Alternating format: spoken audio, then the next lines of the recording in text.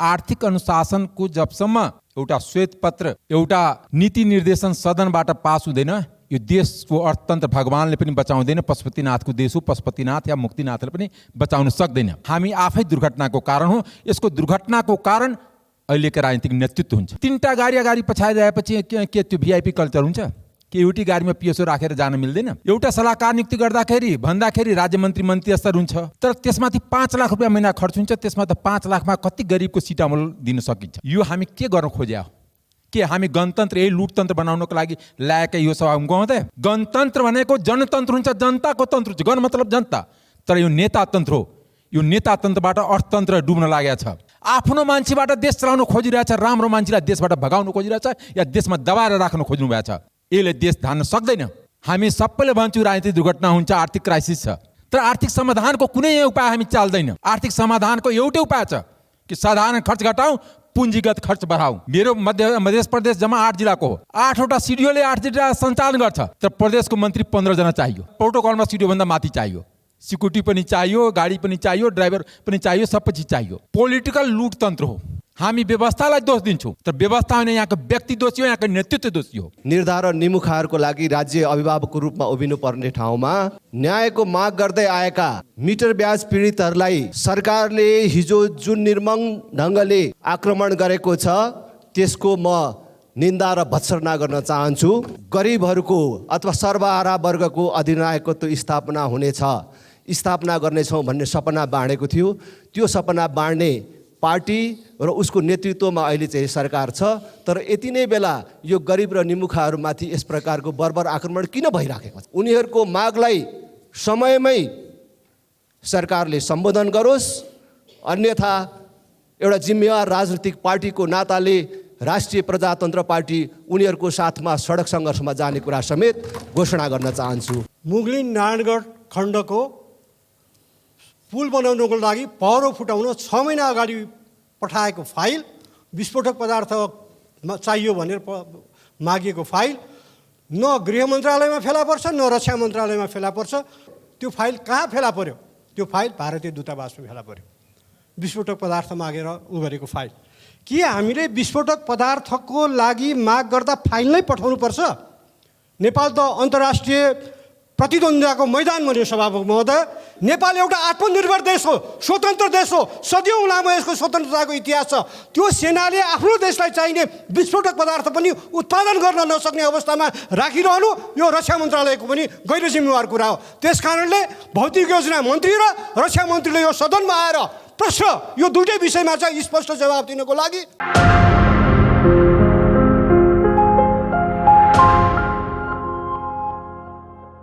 सम्मानीय सभामुख महोदय, म सदनको ध्यान र सरकारको ध्यान देशको अर्थतन्त्र र देशको लोकतन्त्रमाथि आकृष्ट गर्न चाहन्छु। वास्तवमा एउटा हिन्दी कविले भनेको छ, ऊपर ऊपर पी जाते हैं जो है पीने वाले, कहते हैं ऐसे ही जीते हैं जो है जीने वाले। हाम्रो राजनीतिक व्यवस्था यस्तै भइसकेको छ कि एकातिर भन्ने कि हाम्रो आर्थिक सङ्कट छ, तर साधारण खर्च बढ्नुपर्छ, भिआइपी खर्च बढ्नुपर्छ, सल्लाहकारको लड्को लगाउनुपर्छ। जति ठुलो सल्लाहकार त्यति ठुलो पद मानिन्छ। राजनीतिक खर्च नघटाउने नेताहरू आफ्नो चाहे प्रदेशका हुन्, चाहे सङ्घका हुन्, चाहे स्थानीय हुन्, आर्थिक अनुशासनको जबसम्म एउटा श्वेत पत्र एउटा नीति निर्देशन सदनबाट पास हुँदैन, यो देशको अर्थतन्त्र भगवानले पनि बचाउँदैन, पशुपतिनाथको देश हो, पशुपतिनाथ या मुक्तिनाथले पनि बचाउन सक्दैन। हामी आफै दुर्घटनाको कारण हो। यसको दुर्घटनाको कारण अहिलेको राजनीतिक नेतृत्व हुन्छ। कुनै एउटा पार्टी, कुनै एउटा दल या कुनै एउटा सरकारले मात्र होइन। म एउटा बुझ्न सकिनँ कि 3टा गाडी अगाडि पछाइरहेपछि के त्यो भिआइपी कल्चर हुन्छ कि एउटै गाडीमा पिएसओ राखेर जान मिल्दैन? 2टा गाडीको त हुन्छ। एउटा सल्लाहकार नियुक्ति गर्दाखेरि भन्दाखेरि राज्य मन्त्री स्तर हुन्छ, तर त्यसमाथि 5 लाख रुपियाँ महिना खर्च हुन्छ। त्यसमा त 5 लाखमा कति गरिबको सिट अमल दिन सकिन्छ? 5 लाख किन खर्च हुन्छ भने उसको ड्राइभर चाहियो, तेल चाहियो, मर्मत चाहियो, पिए चाहियो, अफिस चाहियो। यो हामी के गर्न खोज्या हो? के हामी गणतन्त्र यही लुटतन्त्र बनाउनको लागि ल्याएकै यो सभामा गउँदै? यो गणतन्त्र होइन, गणतन्त्र भनेको जनतन्त्र हुन्छ, जनताको तन्त्र हुन्छ। गण मतलब जनता, तर यो नेता तन्त्र हो। यो नेता तन्त्रबाट अर्थतन्त्र डुब्न लागेको छ। ठुला ठुला चुहावटको कुरा आउँछ, आँखाबाट आँसु झर्छ, चाहे त्यो एनसेलको होस् चाहे स्मार्ट टेलिफोनको आज न्युजमा आइरहेछ। जबरजस्ती लाइसेन्स दिन खोजिरहेछ, आफ्नो मान्छेबाट देश चलाउन खोजिरहेछ, राम्रो मान्छेलाई देशबाट भगाउन खोजिरहेछ या देशमा दबाएर राख्न खोज्नु भएको छ। यसले देश धान्न सक्दैन। म सदनको ध्यान आकर्षित गराउन चाहन्छु, सरकारको ध्यान आकर्षित गराउन चाहन्छु। हामी सबैले भन्छौँ राजनीतिक दुर्घटना हुन्छ, आर्थिक क्राइसिस छ, तर आर्थिक समाधानको कुनै उपाय हामी चाल्दैन। आर्थिक समाधानको एउटै उपाय छ कि साधारण खर्च घटाउँ, पुँजीगत खर्च बढाउँ। तर जुन देशमा न राजस्व उठ्ने, के हामी प्रदेशमा यत्रो मन्त्रीको क्या आवश्यक छ? मेरो मध्य प्रदेश जम्मा 8 जिल्लाको हो। 8वटा सिडिओले 8 जिल्ला सञ्चालन गर्छ, तर प्रदेशको मन्त्री 15 जना चाहियो। त्यो सिडिओ भन्दा तल, तर प्रोटोकलमा सिडिओ भन्दा माथि चाहियो। सिक्युरिटी पनि चाहियो, गाडी पनि चाहियो, ड्राइभर पनि चाहियो, सब चिज चाहियो। यो पोलिटिकल लुट तन्त्र हो। यो पोलिटिकल लुट तन्त्रले हामी कहीँ पनि पुग्दैन। हामी व्यवस्थालाई दोष दिन्छौँ, तर व्यवस्था होइन, यहाँको व्यक्ति दोषी हो, यहाँको नेतृत्व दोषी हो। हामी देशलाई नेतृत्व दिन सकिरहेको छैन। देशको गरिबका यहाँको समस्या समाधान गर्न खोजेको छैन। म्यानेज्यू समय सकिएको जानकारी म एकछिन थप म आग्रह गर्न चाहन्छु, किनकि हाम्रो युवाहरूको थप्नै मिल्दैन। ठिक छ, साहबको धन्यवाद। सम्माननीय सभामुख महोदय, देशमा कसैले पनि अन्यायमा पर्नु पर्दैन, कसैले पनि हेपिनु पर्दैन। राज्य अभिभावक छ भनेर निर्धारण निमुखाहरूको लागि राज्य अभिभावकको रूपमा उभिनु पर्ने ठाउँमा न्यायको माग गर्दै आएका मिटर ब्याज पीडितहरूलाई सरकारले हिजो जुन निर्मम ढङ्गले आक्रमण गरेको छ, त्यसको म निन्दा र भत्सना गर्न चाहन्छु।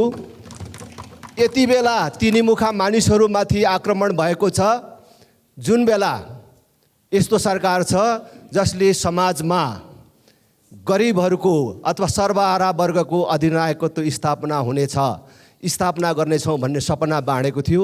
त्यो सपना बाँड्ने पार्टी र उसको नेतृत्वमा अहिले चाहिँ सरकार छ। तर यति नै बेला यो गरिब र निमुखाहरूमाथि यस प्रकारको बर्बर आक्रमण किन भइराखेको छ? हामी भन्न चाहन्छौँ कि सरकारले मिटर ब्याज पीडितहरू र अहिले तराईमा आन्दोलनरत रहेका खास गरी हरुवा चरुवाहरू जो पुनर्स्थापनाको माग गरिराखेको छ, उनीहरूको मागलाई समयमै सरकारले सम्बोधन गरोस्। अन्यथा एउटा जिम्मेवार राजनीतिक पार्टीको नाताले राष्ट्रिय प्रजातन्त्र पार्टी उनीहरूको साथमा सडक सङ्घर्षमा जाने कुरा समेत घोषणा गर्न चाहन्छु। धन्यवाद। सभामुख महोदय, 29 चैतको गोर्खापत्रमा एउटा समाचार छापियो, पहरो फुटाउने फाइल नै हरायो। मुगलिन नारायणगढ खण्डको पुल बनाउनको लागि पहरो फुटाउन 6 महिना अगाडि पठाएको फाइल, विस्फोटक पदार्थ चाहियो भनेर मागिएको फाइल न गृह मन्त्रालयमा फेला पर्छ न रक्षा मन्त्रालयमा फेला पर्छ। रक्षा मन्त्रालयले गृहलाई देखाउँछ, गृहले उसलाई देखाउँछ, उसले भौतिकलाई देखाउँछ। तर 1 गते फेरि अर्को समाचार छापियो, त्यो फाइल फेला पर्यो। त्यो फाइल कहाँ फेला पर्यो? त्यो फाइल भारतीय दूतावासमा फेला पर्यो। विस्फोटक पदार्थ मागेर उ गरेको फाइल। के हामीले विस्फोटक पदार्थको लागि माग गर्दा फाइल नै पठाउनुपर्छ? नेपाल त अन्तर्राष्ट्रिय प्रतिद्वन्द्विताको मैदान बन्यो सभामुख महोदय। चिनिया कम्पनीहरूले टेन्डर हालेर पाएको प्रोजेक्टमा पनि र चिनिया कम्पनीहरू इन्भल्भ भएकोमा नि भारतले विस्फोटक पदार्थ नपठाउने, त्यो अहिले चिनिया कम्पनीहरू इन्भल्भ ठाउँमा भर्खरै एकपल्ट 90 टन आयो, अब 200 टन आउँदैछ अरे। अब नेपालमा उत्पादन हुँदैछ, भारतले हामीसँग पनि दिन अप्ठ्यारो मानिरहेको छ भनेर भन्दैछ। अब नेपालको आर्मीले यो सबै डिल चाहिँ फेरि नेपालको आर्मीले गर्छ यसको व्यवस्थापन। हाम्रो मकवानपुरको सुनाचरीमा रहेको इमल्सन फ्याक्ट्रीमा विस्फोटक पदार्थ बन्छ, तर पर्याप्त बन्दैन। अहिले करिब 2000 टन हाम्रो जलस्रोतका प्रोजेक्टहरूलाई, हाम्रा सडकका प्रोजेक्टहरूलाई निर्माण गर्न 2000 टन विस्फोटक पदार्थ चाहिन्छ। तिनीहरू नभएको हुनाले अरबौँ रुपियाँ नेपाललाई नोक्सान परिसक्यो। त्यसैले यस्तो अवस्था यो कहाँ छ, के छ, यो समस्या समाधान गर्नको लागि भौतिक योजना मन्त्रीले स्पष्ट जानकारी दिनु पर्यो। र रक्षा मन्त्रालयले पनि नेपाल एउटा आत्मनिर्भर देश हो, स्वतन्त्र देश हो, सदियौँ लामो यसको स्वतन्त्रताको इतिहास छ। त्यो सेनाले आफ्नो देशलाई चाहिने विस्फोटक पदार्थ पनि उत्पादन गर्न नसक्ने अवस्थामा राखिरहनु यो रक्षा मन्त्रालयको पनि गैर जिम्मेवार कुरा हो। त्यस कारणले भौतिक योजना मन्त्री र रक्षा मन्त्रीले यो सदनमा आएर प्रश्न यो दुईटै विषयमा चाहिँ स्पष्ट जवाब दिनको लागि। सम्माननीय सभामुखज्यू, भू उपयोग नीति, भूमि ऐन र वर्तमान गठन आदिहरूले खेतीयोग्य जमिनलाई बाटोलाई आधार बनाएर जग्गाको मूल्याङ्कन गरिँदा जनताले राजस्व तिर्न नसक्ने अवस्थामा पुगेका छन्। यसको सरकारबाट पुनरावलोकन गरिनुपर्छ। सुकुम्बासी र अव्यवस्थित बसोबासीको लागि 10 वर्षसम्म जग्गा बिक्री गर्न नपाउने प्रावधान हटाउनुपर्छ। दुःख परेर चाहिँ जग्गा लिनुपर्ने, त्यो आफूले भोगचलन गर्ने जग्गा त्यो सबै बेच्दा पनि राजस्व तिर्न नसक्ने भएपछि के हो यो गाई जात्रा राज्यको? दर्जनौँ चाहिँ सुकुम्बासी आयोग बने र चाहिँ त्यो आयोगले चाहिँ खालि अब त्यो आयोग मात्रै बनेर चाहिँ मुलुकका चाहिँ सुकुम्बासीले हेरेका हेरै भए। अहिले पनि जुन चाहिँ आयोगहरू बनेका छन्, सडकको बाटाको आधारमा भएका जग्गाको त्यो बाटाको आधारमा चाहिँ त्यसको चाहिँ मूल्याङ्कन हुने अरे। केही गरी त्यो जग्गा उसले भोगचलन गर्न पर्यो भने त्यो भोगचलन गर्ने जग्गा त्यो बेच्दाखेरि अरू सम्पत्ति बेच्दा पनि त्यो जग्गाको मूल्य चाहिँ तिर्न नसकिने भएपछि के हो यो नाटक? नेपालमा जति चाहिँ जग्गा जमिन छन् ती सबै मोटरेबल बाटाका आडमा छन्। त्यो बाटोलाई आधार बनाए त्यो जग्गाको मूल्याङ्कन गर्दाखेरि ती सुकुम्बासीले त्यो जग्गाको पैसा तिर्न सक्छन्? उनीहरूले कहाँबाट ल्याएर तिर्ने? अनि दुःख परे पनि 10 वर्षसम्म चाहिँ आफूले भोगचलन गरेको जग्गा बेच्नै नपाउने अरे। यो नेपालमा मात्रै हो कि यस्तो अन्तपुन्छ संसारमा? कहाँबाट सिक्यो हाम्रो सरकारले यस्तो कुराहरू? अव्यवस्थित बसोबासीहरूले पनि अब सामान्य नियम के छ भने अन्यत्र कहीँ लाल पूर्जा छ भने ऊ चाहिँ सुकुम्बासी हुँदैन। सम्माननीय सभामुख महोदय, सरकारले मल खरिदका लागि समयमै पर्याप्त बजेट र टेन्डरको व्यवस्था हुन नसक्दा मल आपूर्ति हुन सकेको छैन। किसानले खेती गर्ने सिजनमा आवश्यक मल नपाउँदा उत्पादन मात्र घटेको छैन, मलको अभावका कारण देशको कुल ग्राहस्थ उत्पादन जीडीपीमा पनि समेत ठुलो असर परेको हाम्रो तथ्याङ्कले देखाउँदछ। पछिल्लो एक दशकको अवधिमा जीडीपीमा कृषि क्षेत्रको योगदान 32.7%बाट घटेर 23.9%मा झरेको छ। वार्षिक 7 लाख मेट्रिक टन रासायनिक मल आवश्यक पर्ने सरकारी तथ्याङ्कले देखाउँछ। यसमा कम प्रयोग गर्दा पनि वर्षभरिमा 5,20,000 मेट्रिक टन मल आवश्यक हुने देखिन्छ। तर कृषि मन्त्रालयको तथ्याङ्क अनुसार गएको 7 वर्षमा हरेक वर्ष 4 लाख मेट्रिक टन मात्रै आपूर्ति भएको देखिन्छ। चालु आर्थिक वर्षको 8 महिनामा 1,59,000 मेट्रिक टन मात्रै आपूर्ति भएको देखिन्छ। यो हिसाबले आज 3 महिनामा माननीय सदस्य श्री बिजुलाल रायमाझी।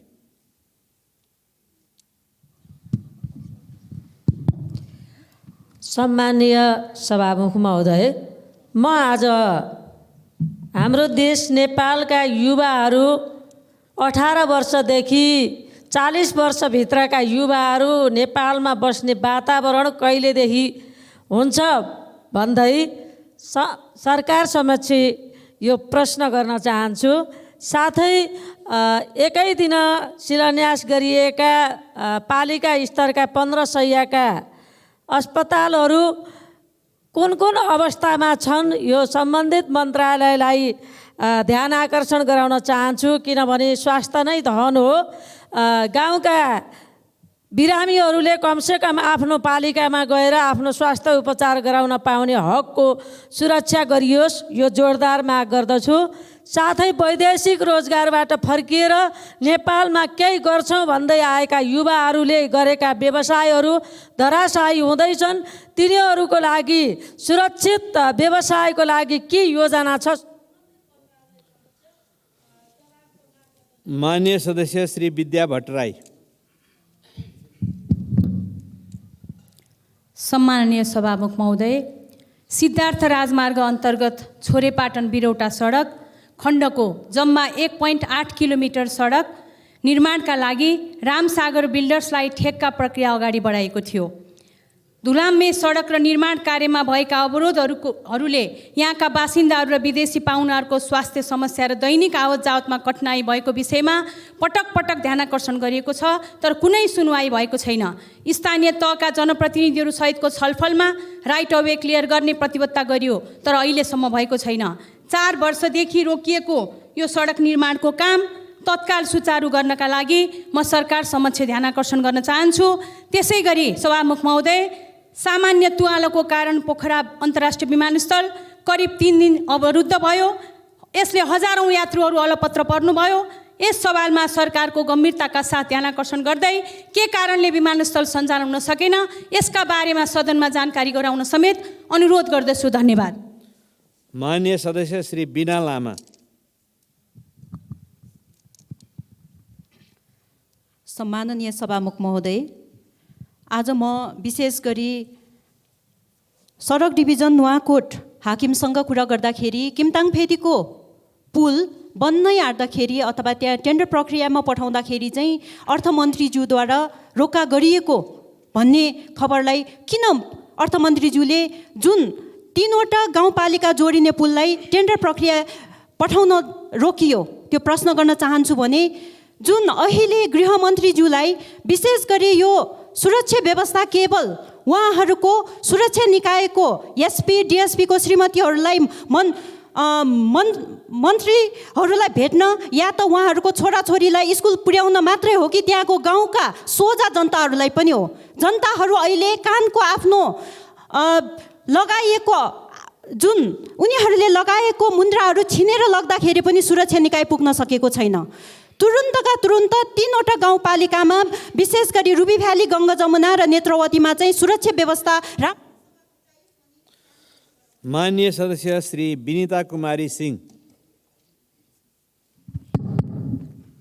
सम्मानीय सभामुख महोदय, अहिलेको अवस्थामा किसानहरूले पाउनुपर्ने अनुदान तथा सेवा सुविधा वास्तविक किसान भन्दा पनि अवास्तविक किसानले पाइरहेको अवस्था छ। त्यसैले वास्तविक किसान पहिचान गरी सेवा सुविधा उपलब्ध गराउन अनुरोध गर्दछु। साथै किसानहरूबाट उत्पादन भएका फलफुल तथा तरकारी व्यवस्थापनको लागि सिरहा क्षेत्र नम्बर 2 कसामा कोल्ड स्टोर निर्माणको लागि सभामुख मार्फत ध्यान आकर्षण गराउन चाहन्छु। सामान्य सभामुख महोदय, तराई मधेसमा अत्यधिक गर्मी र हावाहुरीको कारण आगलागी भएर प्रत्येक वर्ष ठुलो धनजनको क्षति हुने गर्दछ।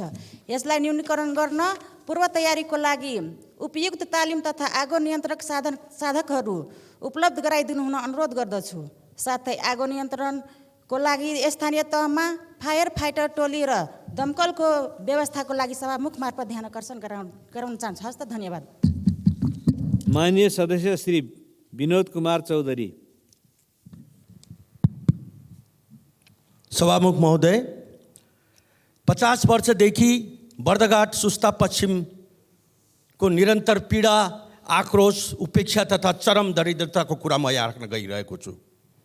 हरेक वर्ष सुस्ता र गण्डकका हजारौँ परिवार र हजारौँ बिघा खेत डुबानमा पर्छन्।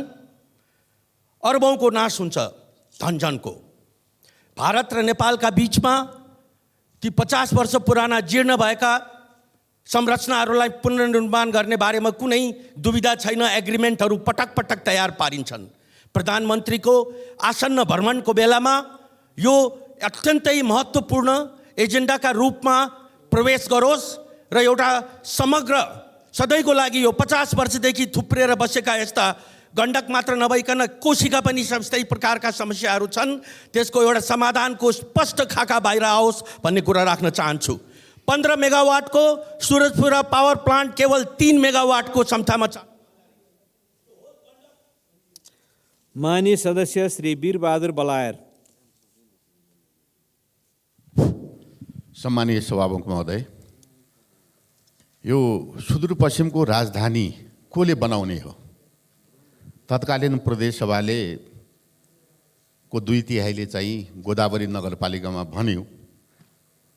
तत्कालीन गठबन्धन नेकपा एमाले र माओवादी, मेरो पार्टी त त्यसको विपक्षमा थियो। तर 75 सालमा त्यसको घोषणा हुँदाखेरि पनि अहिलेसम्म राजधानी निर्माण नहुनु यो के हो? र चाहिँ म भन्न चाहन्छु, वर्तमान गठबन्धन पनि र गठबन्धनबाट नेतृत्व गर्ने प्रधानमन्त्रीजीले पनि सुदूरपश्चिमको भ्रमण गर्दाखेरि गठबन्धनको मूल मर्मभन्दा बाहिर गएर चाहिँ प्रस्तुत भएको देखिएको छ। त्यसैले राजधानी कसले बनाउने हो? हिजो गोदावरी भने गोदावरीलाई केन्द्रले भोगाधिकार दिएन र राजधानी कसले बनाउने भन्ने कुराको बारेमा चाहिँ प्रधानमन्त्रीले सदनलाई चाहिँ जानकारी दिनु जरुरी छ। साथसाथै माननीय सदस्य श्री बीना जयसवाल। सम्मानीय सभामुख महोदय, मलाई सुन्ने सम्पूर्णलाई ध्यान केन्द्रित गराउन चाहन्छु। ओम भूर्भुवस्वः तत्सवितुर्वरेण्यं भर्गो देवस्य धीमहि धियो यो न प्रचोदयात्। यदि देश र जनताप्रति इमान्दार र निष्ठावान बन्न यस सदनमा ईश्वरको नाममा शपथ खान सकिन्छ भने देशको वातावरण सुधार होस्, भ्रष्टाचार कम होस् भने यस मन्त्रको जाप पनि यसै सदनमा हुनुपर्छ। I strongly believe all the religion are same. In fact, my due respect to all the religion, but my religion is my pride. कुनै पनि धर्ममा भेद छैन, मान्छेको मनमा भेद छ। सर्वधर्म सम्पन्न नेपाल हिन्दू राष्ट्र कायम होस्। जय श्री राम। धन्यवाद। माननीय सदस्य श्री शान्ति श्रेष्ठ।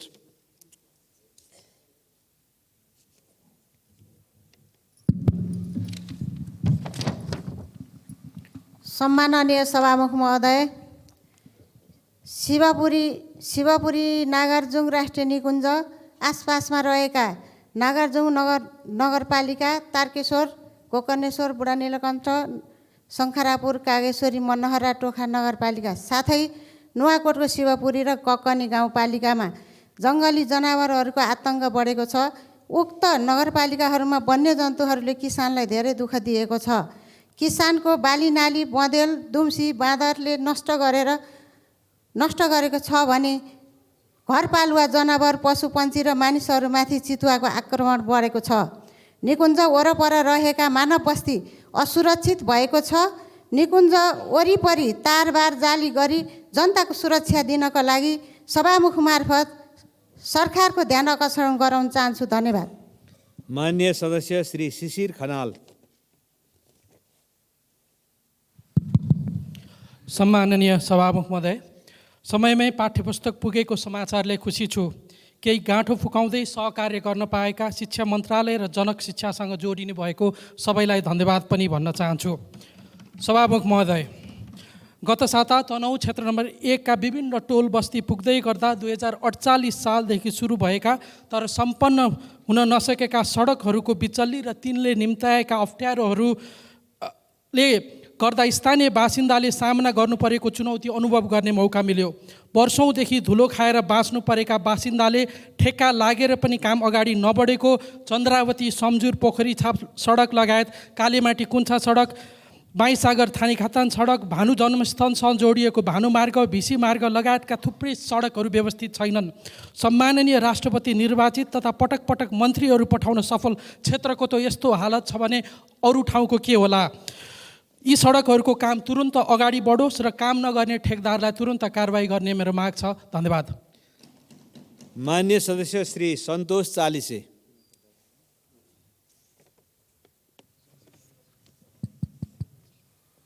सम्माननीय सभामुख महोदय, काठमाडौँको पूर्व भेगमा यातायातको चाप यतिसम्म बढेको छ कि बिरामी विद्यार्थी लगायतको अहिले चाहिँ नि चाप बढेर व्यापक दैनिक रूपमा चाहिँ कष्ट भोग्नु परिरहेको अवस्था छ। र अहिले सिन्धुपाल्चोकदेखि साँखु हुँदै यही सडक प्रयोग गर्दै जोरपाटी चुचेपाटी चाबेल हुँदै सडक प्रयोग भएर आएको छ। र केही समय अगाडि गुजेश्वरीबाट तिलगङ्गासम्मको चाहिँ नाका सञ्चालनमा आएको थियो र हदसम्म त्यसले चाहिने यो यातायातको चापलाई थामेको थियो र विश्व सम्पदाभित्र परेको भनेर त्यो क्षेत्रलाई चाहिँ बन्द गरिरहेको छ अहिले। त्यसको विकल्प धेरै विकल्पहरू छन्।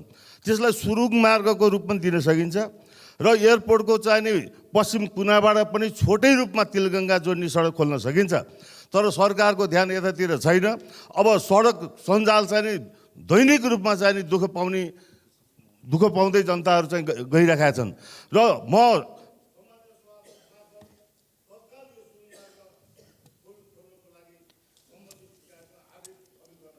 माननीय सदस्य श्री सपना राज भण्डारी।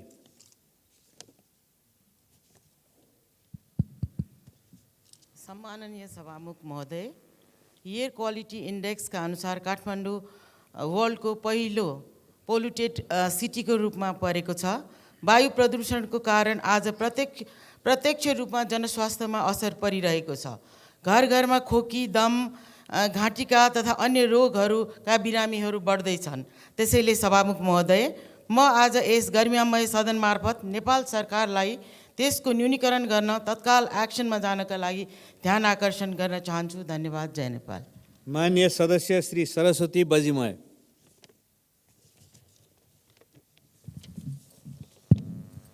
सम्माननीय सभामुख महोदय, प्रदेश 1 को नामाकरण कोशी प्रदेश गरे पश्चात पहिचान पक्षधरहरूले प्रदेशव्यापी आन्दोलन गरिरहेछन्।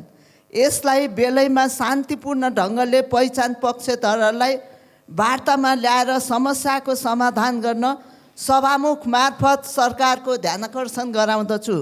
सभामुख महोदय, नेपाल कृषि प्रधान देश हो। केही दशक अघिसम्म कृषिमा देश आत्मनिर्भर थियो। हाल समयमा किसानले बिउ बिजन मलखात नपाउनु, परम्परागत कृषि प्रणाली अपनाउनुले गर्दा खस्किदो अवस्था छ। यो समय बाली लगाउने समय भएको हुँदा सरकारले अविलम्ब बिउ बिजन र मलखात किसानले पाउने प्रबन्ध गर्नका लागि सभामुख मार्फत सरकारको ध्यानाकर्षण गराउँदछु। धन्यवाद। माननीय सदस्य श्री सरस्वती सुब्बा।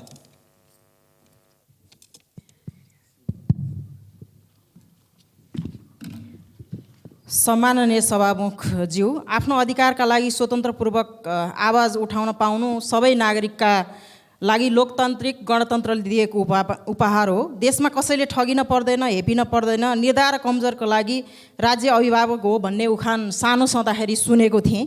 सम्माननीय सभामुखज्यू, आफ्नो पीडा लिएर सरकार समक्ष मिटर ब्याजी किसानहरू भद्रकालीमा धर्ना बस्न आउँदाखेरि यो सरकारले टाउको फुटाउने फोहरा, पानीको फोहराले दुःख दिने काम गरेको छ। सरकार नजिकका पीडितहरू 2 दिन मात्रै आन्दोलन गर्दा पनि आन्दोलनकारीसँग सहमति गर्ने, समिति बनाउने, आयोग बनाउने र सहानुभूति दिने काम गर्ने, सरकारभन्दा बाहिरका आन्दोलनकारी महसुस हुने बित्तिकै टाउकामा जुन लौरो बर्जाउने काम भएको छ। म सरकारलाई के अनुरोध गर्न चाहन्छु भने नागरिक सबैका साझा हुन्। मिटर ब्याजी किसानहरूको देशभरिको अवस्थालाई हेरेर यो समस्या समाधान गर्न सरकार लागोस्, अन्यथा हामी आन्दोलनमा हुनेछौँ। धन्यवाद।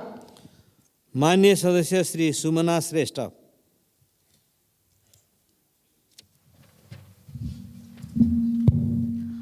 सम्मानीय सभामुख महोदय, हामी यहाँ प्रश्न सोध्छौँ तर अधिकांश प्रश्नहरूको जवाफ आउँदैन।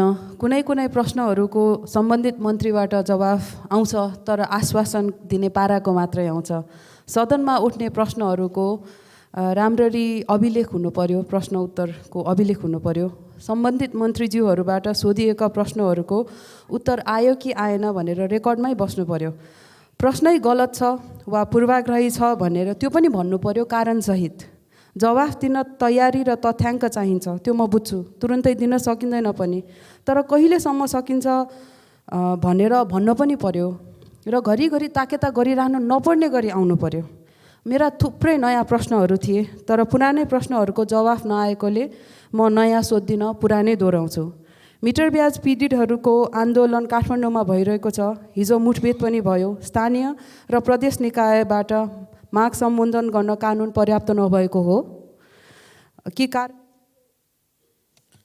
माननीय सदस्य श्री सुरेन्द्र राज आचार्य।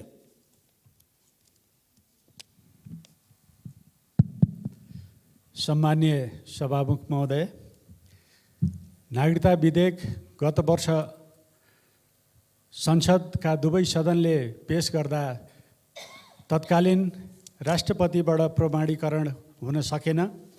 सो अवसरमा नागरिकताबाट वञ्चित तराईका अधिकांश युवाहरू अत्यन्त हर्षित र उत्साहित थिए र अन्तिममा नागरिकताबाट उनी आजसम्म पनि वञ्चित भएको अवस्था छ। त्यति बेला खुसीले देशैभरि उनीहरूले चाहिने दीप प्रज्वलन समेत गरे र खुसी मनाए। सभामुख महोदय, यो कुनै पार्टी अमुक पार्टीले गरेको खुसियाली मनाएको अवस्था थिएन। त्यसैले गर्दा आउँदो यसै अधिवेशनबाट नागरिकताबाट वञ्चित आम युवाहरूले नागरिकता पाउन् र यस विषयमा म सभामुख महोदय मार्फत संसदको माननीय सदस्य श्री सूर्यप्रसाद ढकाल। माननीय सभामुख महोदय, बाँके क्षेत्र नम्बर 1 राप्ती सोनारीको वडा नम्बर 6 र 7 गएको हिउँदे बर्खाले बाढीले त्यहाँको तटबन्धन दबाएको छ। अहिले टिनका पाताहरूले राप्ती नदीको पानीलाई छेक्ने काम भएको छ।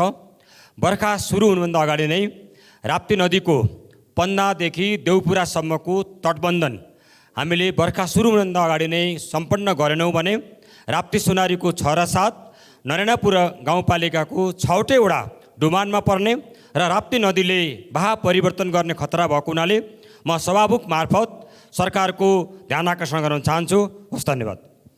माननीय सदस्य श्री सूर्यमान तामाङ दोङ।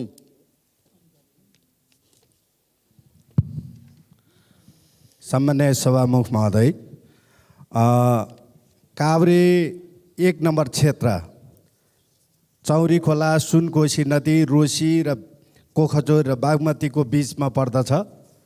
त्यहाँ अहिले सुनकोशीमा नेपाल सरकारको आयोजनामा बनाएको तिमाल बृहत खानेपानी आयोजना, यति बेला त्यहाँ सुनकोशीको नदीकटनको कारणले त्यो पानी ट्याङ्कीमा असर पुग्न पुगेको छ। त्यसकारणले सरकारको ध्यान आकर्षण गर्न चाहन्छु।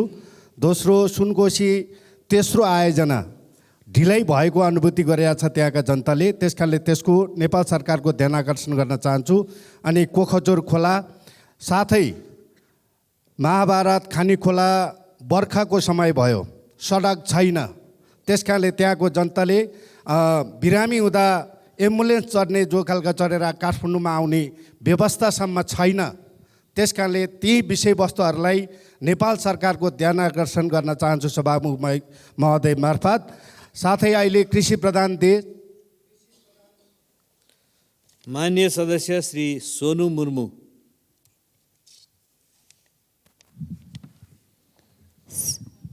सम्मानीय सभामुख महोदय, नागरिकता बिनको तर्फबाट उच्च आदर तथा सम्मान। हाम्रो आमा बुवाले भोट हालेर बनाएको तर हामीलाई किन सांसद बनाएको तर हामीलाई किन नागरिकता विहीन बनाइयो? हाम्रो अधिकार सुनिश्चित गराउने हजुरहरूको प्रमुख दायित्व होइन र? हजुरहरूको भागभन्डा मिलाउने प्याकेजमै लडिरहेको देख्छौँ तर हामीलाई सकारात्मक रूपमा नलिएको देख्छौँ। हामीलाई कहिलेसम्म नागरिकता विहीन बनाउने हो? यसका लागि आवाज उठाइयोस्, हामी आशावादी छौँ भनेका छन् सभामुख महोदय। म सभामुख मार्फत सम्बन्धित निकायलाई छिटोभन्दा छिटो नागरिकता विधेयक पारित गरियोस् भन्ने अनुरोध गर्दछु। हवस् त, धन्यवाद। माननीय सदस्य श्री हर्कमाया विश्वकर्मा।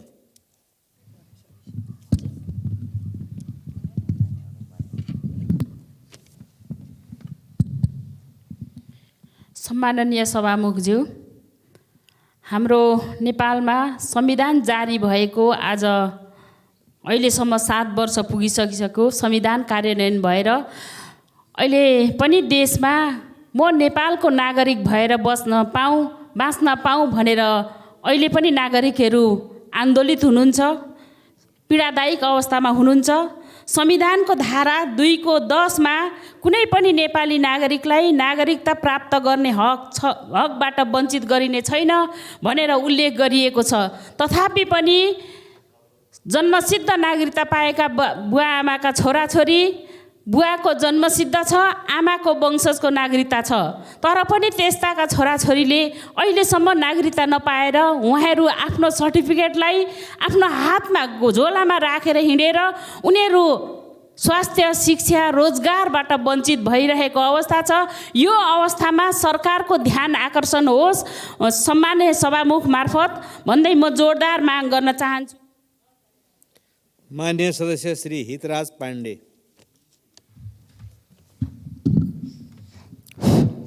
सम्मानीय सभामुख महोदय,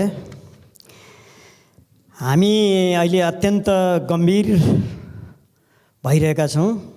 खास गरेर हाम्रो राजधानी सहर काठमाडौँ संसारकै प्रदूषित सहरमध्ये 1 नम्बरमा गयो भनेर।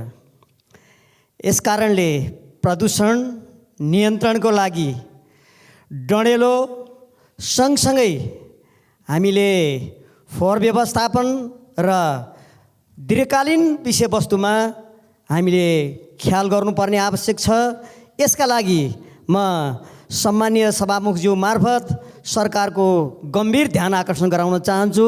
सँगसँगै आगलागीले अब ठुलो एउटा लिइरहेको अवस्था छ।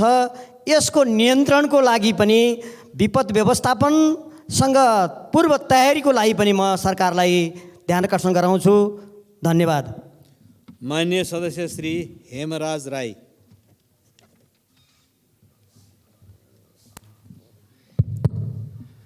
सम्माननीय सभामुख महोदय, पहाडी र हिमाली जिल्लाका गरिब किसानहरू भिर पहराले भरिएको वन जङ्गलमा घाँस दाउरा गर्न बाध्य छन्, जसले गर्दा कहिले रुखबाट खसेर त कहिले भिरबाट लडेर मृत्यु हुने, हातखुट्टा भाँचिने र अङ्गभङ्ग हुने स्थिति बार बार घट्ने गर्छ।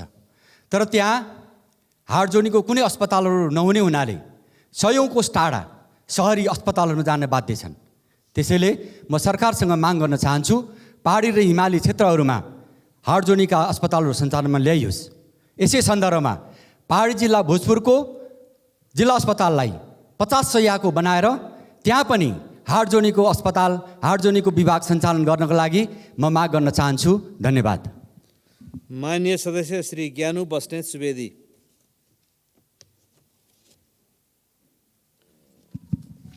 सम्माननीय सभामुख महोदय, चितवन जिल्ला कालिका नगरपालिकाको वडा नम्बर 3, 7, 8 र 9 को भूगोलले छोएको शक्तिखोर पूर्व जनमुक्ति सेनाको 3 नम्बर डिभिजन बसेको ब्यारेक सहितको भूगोल करिब 1471 बिघा जमिनमा स्थापना हुने औद्योगिक क्षेत्रमा कामहरू अपेक्षित तीव्रतामा अगाडि बढ्न सकिरहेको छैन।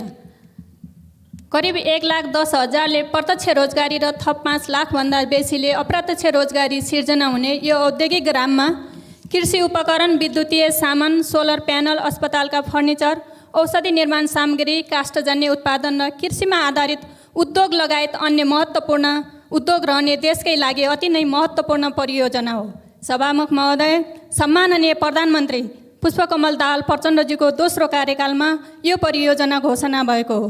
करिब 36 अरब लागत अनुमान गरिएको यो परियोजना जग्गा प्राप्ति, DPR र EIA स्वीकृत भइसकेको सन्दर्भमा सभामुख महोदय मार्फत सम्माननीय प्रधानमन्त्रीजीको माननीय सदस्य श्री ज्ञानेन्द्र बहादुर कार्की। सम्माननीय सभामुख महोदय, हाम्रो मुलुकको अर्थतन्त्रमा वैदेशिक रोजगारमा रहेका नेपालीहरूको महत्त्वपूर्ण योगदान छ। गत वर्षको रेमिट्यान्सलाई हेर्ने हो भने पनि करिब 10 खरब 7 अरब रुपियाँ स्वदेशमा भित्रिएको छ। तर वैदेशिक रोजगारमा रहेका नेपालीहरू आज विभिन्न देशका जेलहरूमा रहेको तथ्याङ्क करिब 1000 भन्दा बढी छ। तसर्थ म सरकारसँग वैदेशिक रोजगारमा गएका नेपालीहरूको रिहाई, उद्धार, सुरक्षा र उहाँहरूको सहज वातावरण सिर्जना गर्नका निमित्त सरकारको ध्यान गम्भीर रूपले आकृष्ट गर्न चाहन्छु र उहाँहरूलाई सहज वातावरणमा काम गर्ने अवसर मिलाउनका निमित्त सरकारले विशेष पहल कदमी गरोस् भन्ने कुरा पनि म सभामुख मार्फत राख्न चाहन्छु। माननीय सदस्यहरू, शून्य समयमा बोल्ने क्रम यहीँ समाप्त हुन्छ।